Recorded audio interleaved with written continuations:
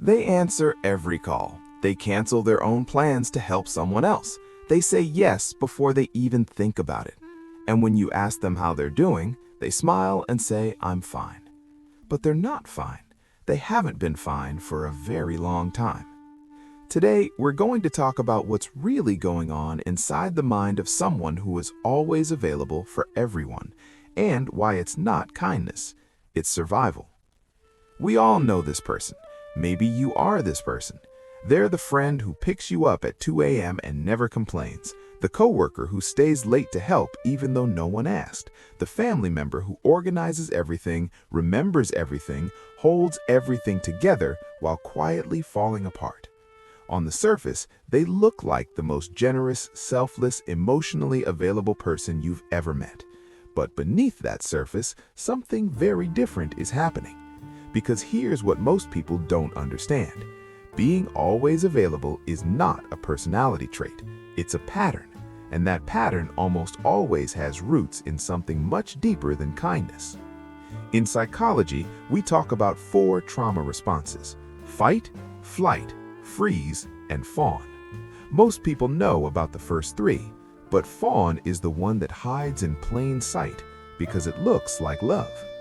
The fawn response was first identified by psychotherapist Pete Walker. He described it as a survival strategy where a person learns, usually in childhood, that the safest way to exist is to make other people happy, not because they want to, because they have to. Think about that for a second. A child who learns that love is conditional, that the only way to avoid anger, punishment, or abandonment is to be useful, to be helpful, to never say no. That child doesn't grow up to become generous. They grow up to become hypervigilant. Their nervous system is constantly scanning. Is this person upset? Did I do something wrong? What do they need from me right now? And that scanning never stops. It follows them into adulthood, into friendships, into romantic relationships, into the workplace. So when you see someone who is always available, you might be looking at someone whose body is stuck in survival mode. Someone who literally cannot stop giving because their brain equates not giving with danger. There's a concept in cognitive psychology called the self-sacrifice schema. It was developed by psychologist Jeffrey Young as part of schema therapy. People with this schema have a deep core belief that goes something like this: other people's needs are more important than mine. If I don't take care of them, something bad will happen. And if I focus on myself, I'm selfish. And here's the cruel irony. People who carry this schema are often the least selfish people you'll ever meet, but they can't see it because their entire identity is built around being useful. Take that away, and they don't know who they are. This is why the person who is always available often feels deeply empty when they're alone. Not because they love people so much, but because without someone to help, without someone to fix, they lose their sense of purpose. Their worth becomes transactional. I am valuable because I am needed. And the moment they stop being needed, the anxiety is unbearable. If any of this is resonating with you right now, I'd really appreciate it if you hit that subscribe button. This channel is all about understanding the deeper psychology behind everyday human behavior. And we're just getting to the part that might change everything.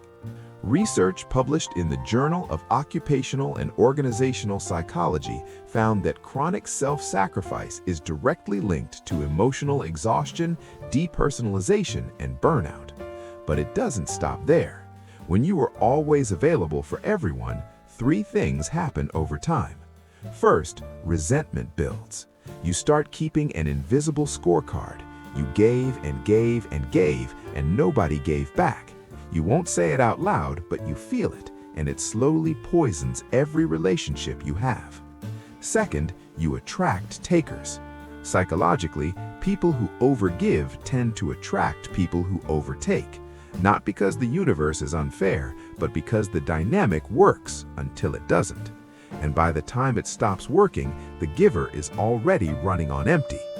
Third, and this is the one no one talks about, you lose yourself. You've spent so long adapting to what everyone else needs that you genuinely don't know what you need. Your preferences, your desires, your boundaries, they've all been sacrificed so many times that they've gone silent. And that silence, that's not peace. That's disconnection from your own identity. So how do you break this pattern? The first step is the hardest, and it's simply recognizing that your availability is not generosity. It's a coping mechanism. That distinction matters because generosity comes from abundance. Coping comes from fear. The second step is learning to tolerate discomfort. When you say no for the first time and feel that gut-wrenching guilt, that guilt is not proof that you did something wrong. It's proof that your nervous system is recalibrating. It's the fawn response losing its grip. Third, start asking yourself one question before you say yes. Am I doing this because I want to or because I'm afraid of what happens if I don't? That single question can change everything.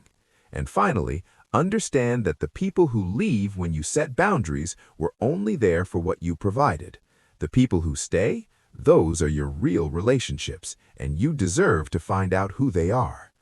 Being always available doesn't make you a good person, it makes you an exhausted one. And you didn't choose this, your nervous system did, a long time ago, when it was just trying to keep you safe. But you're safe now, and you're allowed to put yourself first, not because other people don't matter, but because you matter too. If this video helped you see something differently, let me know in the comments. And if you know someone who needs to hear this, share it with them. Sometimes the people who are always there for everyone need someone to finally be there for them. I'll see you in the next one.